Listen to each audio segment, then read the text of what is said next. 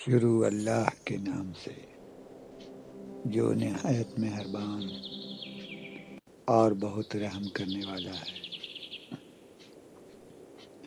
ہمارا آج کا موضوع ہے شب برات،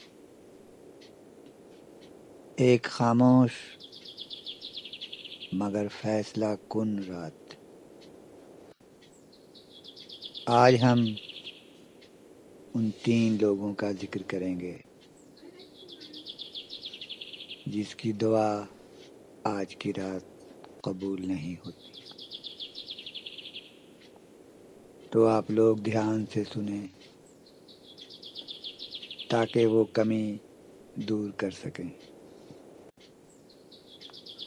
اور دعا قبول ہونے والوں میں شامل ہو جائیں۔ یہ کوئی عام رات نہیں، یہ وہ رات ہے جس میں آسمان کے دروازے کھلتے ہیں، زمین پر بسنے والوں کے فیصلے لکھے جاتے ہیں اور رحمت اس طرح برستی ہے جیسے برسوں سے پیاسا دل آخر کار سیراب ہو جائے۔ یہ شعبان کی 15ویں رات ہے جسے امت مسلمہ صدیوں سے شب برات کہہ کر جانتی ہے۔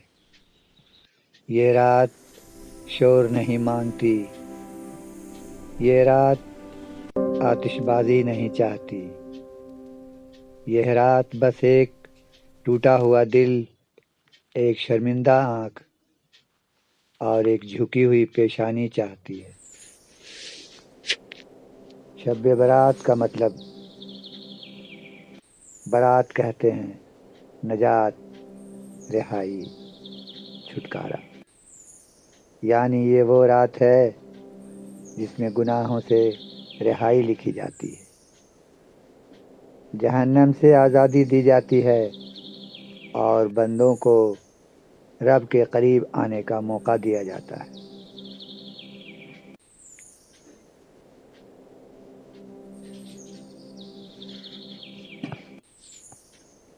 علماء کرام کی ایک جماعت اس رات کی طرف اشارہ کرتی ہے جس میں فیصلے الگ الگ کر دیے جاتے ہیں۔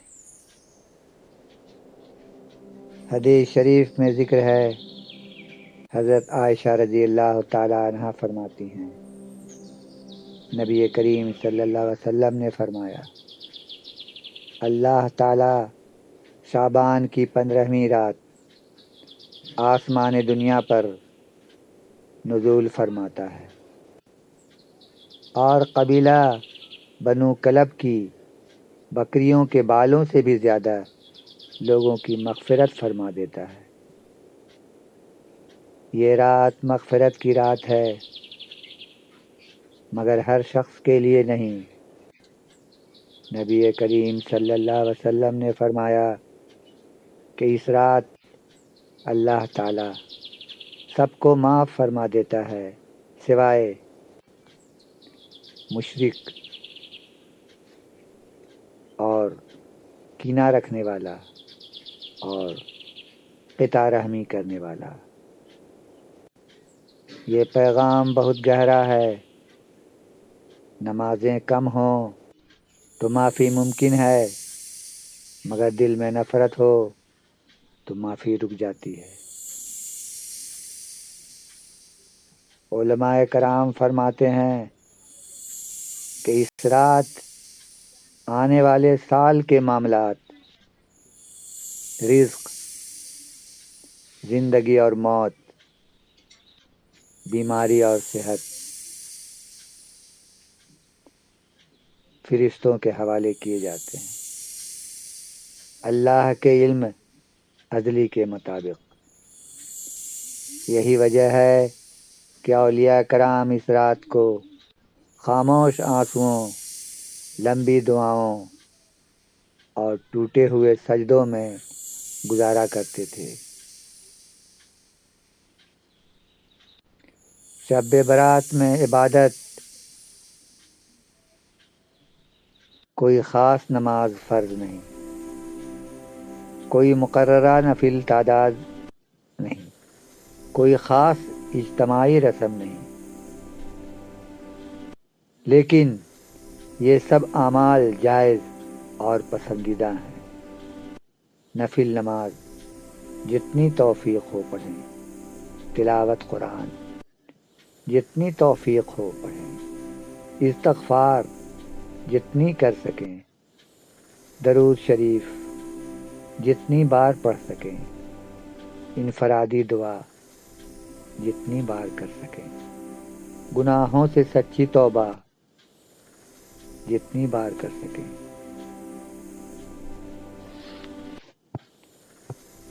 قبرستان جانا حقیقت کیا ہے؟ نبی کریم صلی اللہ علیہ وسلم کا عام معمول قبرستان جانا تھا، خاص طور پر سبق اور نصیحت کے لیے۔ شب برات میں قبرستان جانا خاموشی کے ساتھ، دعا کے لیے، عبرت کے لیے ہو تو جائز ہے، لیکن چراغاں، میلہ، شور، رسمیں یہ سب ثابت نہیں۔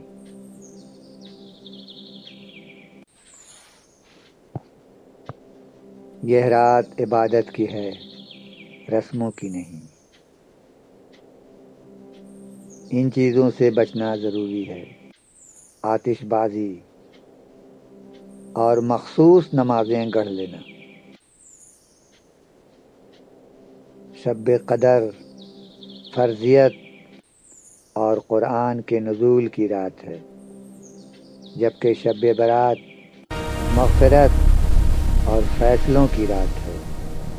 دونوں کا مقام الگ، دونوں کی عظمت الگ۔ سوچئے اگر آج رات آپ کا نام مغفورین میں لکھ دیا جائے تو کیسی خوشی ہو، اور اگر کسی کے لیے کسی ضد، کسی نفرت کی وجہ سے نام رک جائے تو آئیے اس رات کسی کو معاف کر دیں، دل صاف کر لیں اور سجدے میں جا کر کہہ دیں، اے اللہ میں خطا کار ہوں، مگر تیرا دروازہ سب سے بڑا ہے، مجھے بھی ان خوش نصیبوں میں لکھ دے جن کی برات ہو گئی۔ یہ رات رحمت بھی، فیصلہ بھی، مغفرت کی رات ہے، غفلت کی نہیں۔ یہ اس فیصلوں کی رات ہے کہ کس کا نام کہاں لکھا جائے گا۔ اس دن حضرت اویس قرنی رحمۃ اللہ علیہ کو ایصال ثواب پہنچانے کے لیے فاتحہ خوانی کرتے ہیں۔ حضرت اویس قرنی رحمۃ اللہ علیہ ایک تابعی بزرگ تھے جو نبی کریم صلی اللہ علیہ وسلم کے زمانے میں تھے، مگر ماں کی خدمت کی وجہ سے مدینہ نہ آ سکے۔ حضور صلی اللہ علیہ وسلم نے صحابہ کرام سے فرمایا، یمن میں ایک شخص اویس ہے، اگر ملے تو اس سے دعا کروانا۔ حضرت اویس قرنی رحمۃ اللہ علیہ نبی کریم صلی اللہ علیہ وسلم کے دیوانگی میں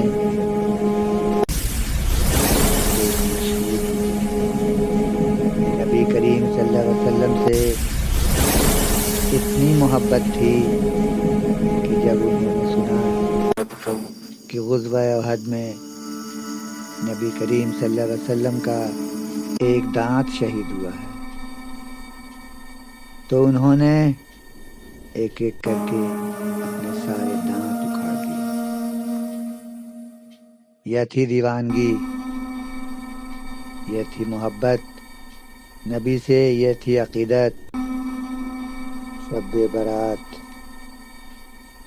اس میں نام لکھے جاتے ہیں، مگر بندہ نہیں جانتا اس کا نام کہاں لکھا گیا۔ اویس قرنی رحمۃ اللہ علیہ دنیا میں گمنام، آسمان میں معروف ہیں۔ عوام نے اس باطنی مماثلت کی بنیاد پر اس دن ان کو ایصال ثواب پہنچانے کے لیے فاتحہ خوانی کرتے ہیں۔ حضرت اویس قرنی رحمۃ اللہ علیہ کی عظمت اور مرتبہ جاننے کے لیے ایک الگ ویڈیو بنانے کی ضرورت ہے۔ ایک ساتھ ایک کوزے میں دریا نہیں سما سکتا۔ آپ لوگوں کی پسند رہی تو حضرت اویس قرنی رحمۃ اللہ علیہ کے بارے میں تفصیل کے ساتھ بتائیں گے۔ تب تک کے لیے اللہ حافظ۔